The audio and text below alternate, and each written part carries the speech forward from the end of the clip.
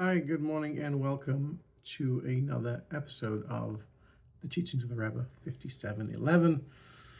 Today is Chaf Gimel Adar Beis, and we're going to continue with discourse number 6, beginning with Zot Chukat Hatorah. This is the decree of the Torah. This was delivered on Shabbos, Parshat Shemini. This week's Parshat, Parah, which was last week. Shabbos Mevarchim Nissan, 5711. By the grace of Hashem, blessed is He. Number 1, chapter 1. The verse states, "And Hashem, Yud-Kei Vav-Kei, spoke to Moshe and to Aaron, saying, This is the decree of the Torah, which Hashem has commanded, saying, Speak to the children of Israel, and they shall take to you a completely red heifer, which is without blemish, and upon which a yoke has not come," etc. Now we must understand the reason for the repetitive language used in this verse. Namely, it states, "And Hashem spoke," and then repeats, "which Hashem commanded, saying." At first glance, it looks like the verse could have simply stated, "And Hashem spoke to Moshe and to Aaron, saying, Speak to the children of Israel," etc.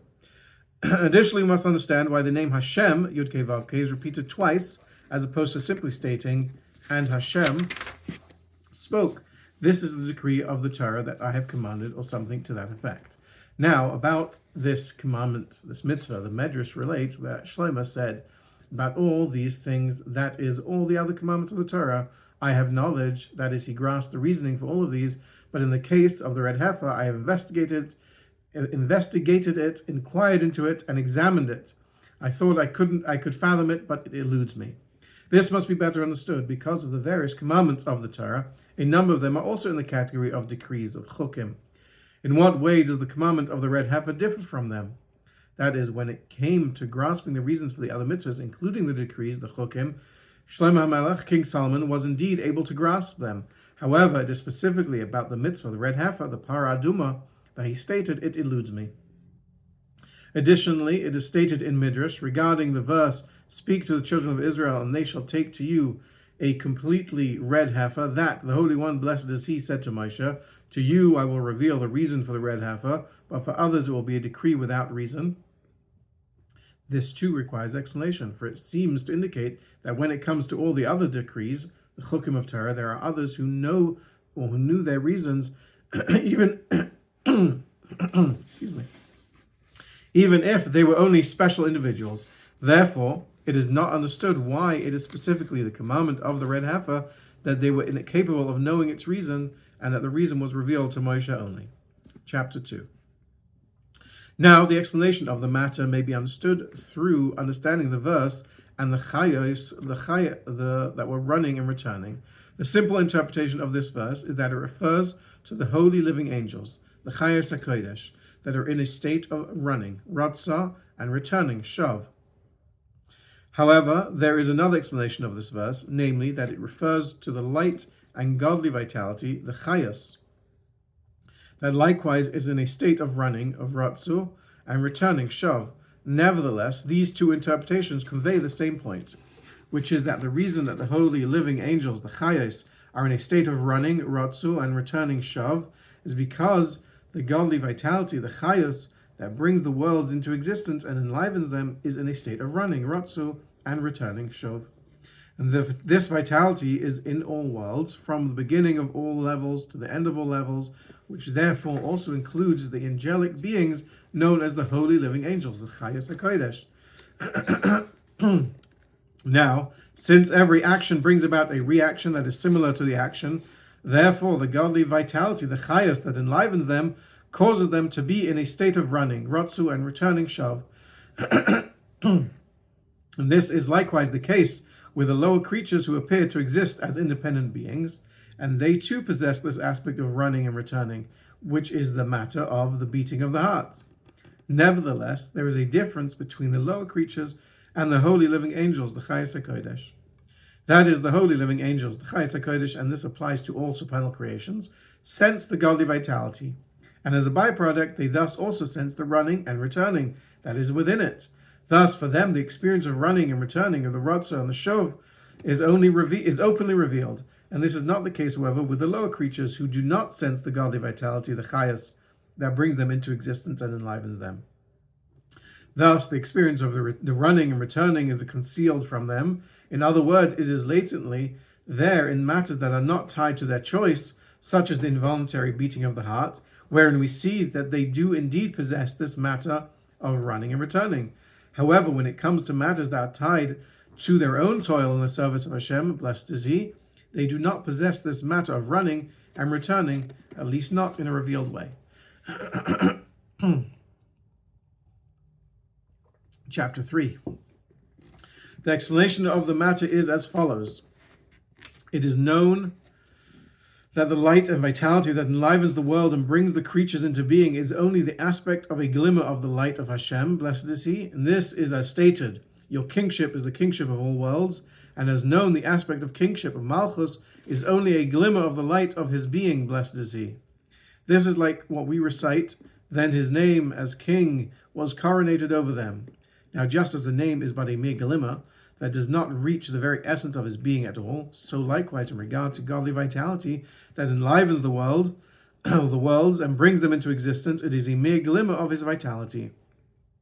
Now, with respect to this glimmer of illumination that is drawn forth to the worlds, since it is only a glimmer, we must say that it has a root and source from which it is drawn forth, and that as it is included in its source, it is in a much loftier state. Thus, this glimmer that is drawn forth is in a state of running, of ratzu, in that it desires to ascend and become included in its root and source. This aspect of running, however, is then followed by the matter of returning, of shav. This is to say that since Hashem's supernal intention is that there should be an illumination of light below that illuminates within the worlds, it is thus drawn to return to the worlds. We thus find the very same cause that creates the motion of running, namely the awareness of one's source, is the very same cause for the returning, since the source of Hashem, blessed is He, desires that there should be an illumination of light below.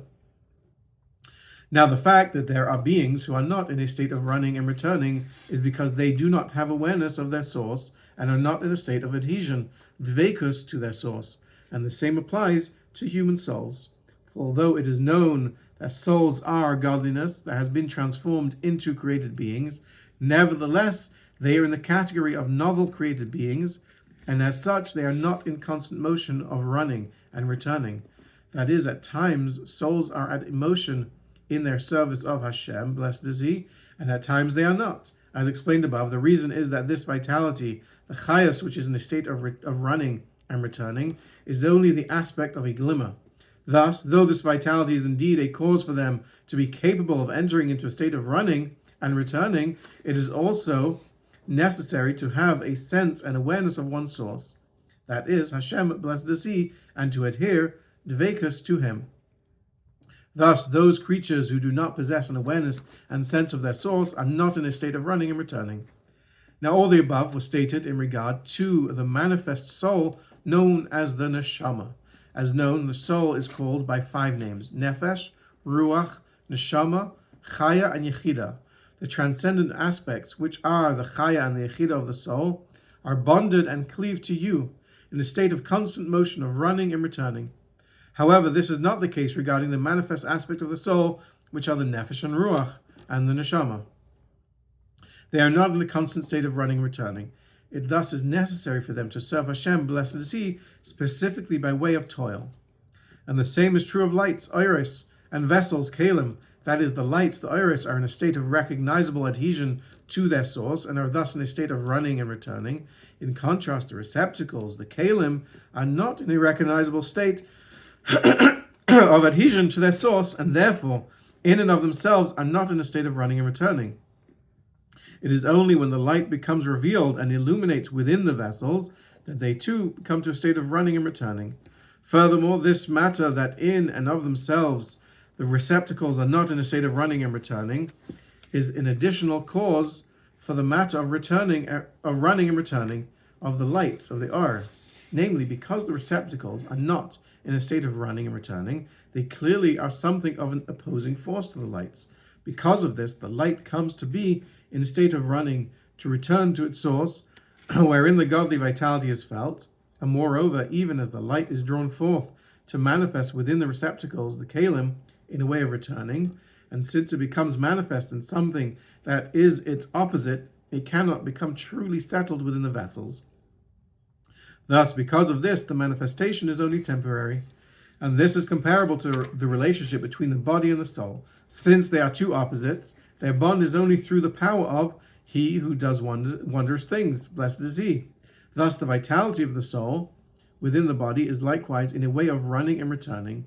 And the same is true of the relationship between lights, iris, and the vessels, kalim. Since the vessels are the opposite of the lights, therefore the drawing forth of light to manifest within them is in a manner of running and returning. And this running and returning of the lights causes a revelation of the aspect of running and returning even in the vessels themselves.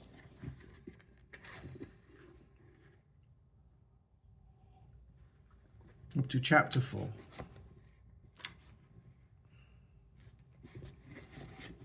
Based on the above, we may understand the verse that this is the decree, chukat of the Torah. The word chukah is a term that also means conduct.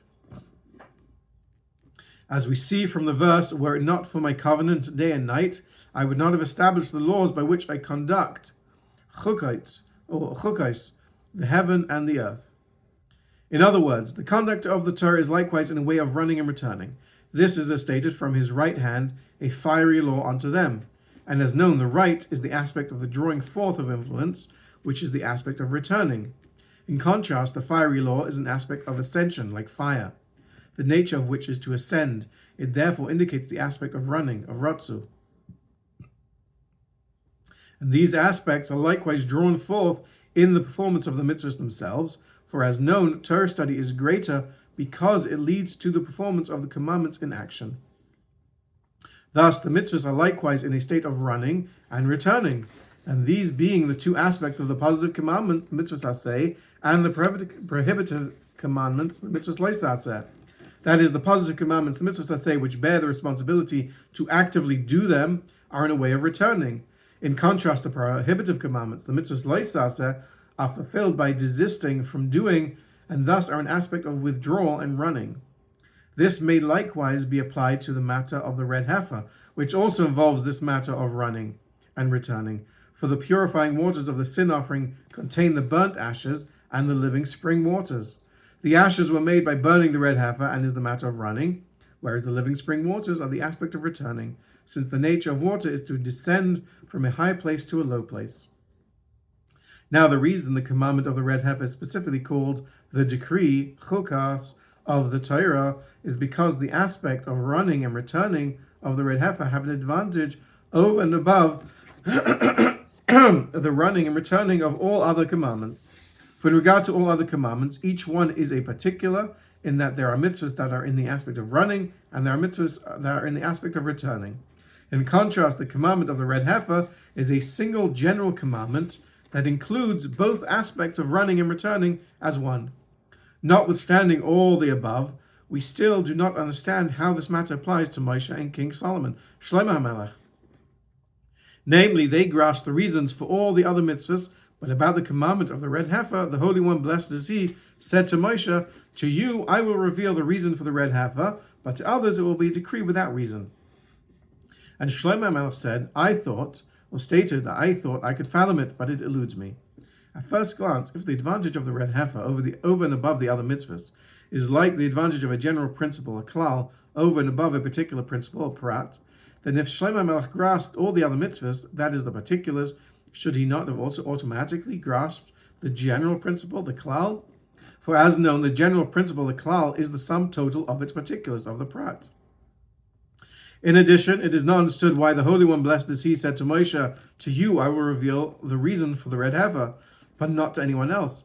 For if it is indeed the case that there are others who comprehended all the particular details, then what exactly is the novelty in the fact that the general principle was revealed to Moshe only?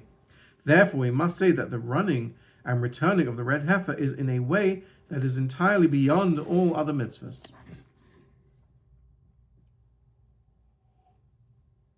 Chapter 5.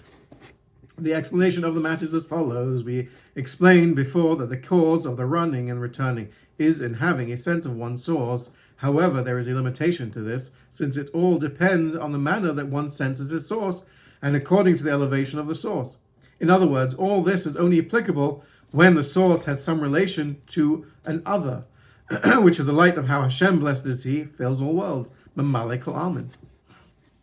For as known regarding the light of how Hashem, blessed is He, fills all worlds, even the loftiest level in this has some relation to an other. This is because the drawing forth of the light of Hashem that fills all worlds is by means of the restraint of the symptom of the light. For even the first revelation of the line of the kav, is by means of the and follows the first restraint, the symptom harishain, which is the matter of withdrawal of light, and only afterwards was there a drawing forth of a line of revelation.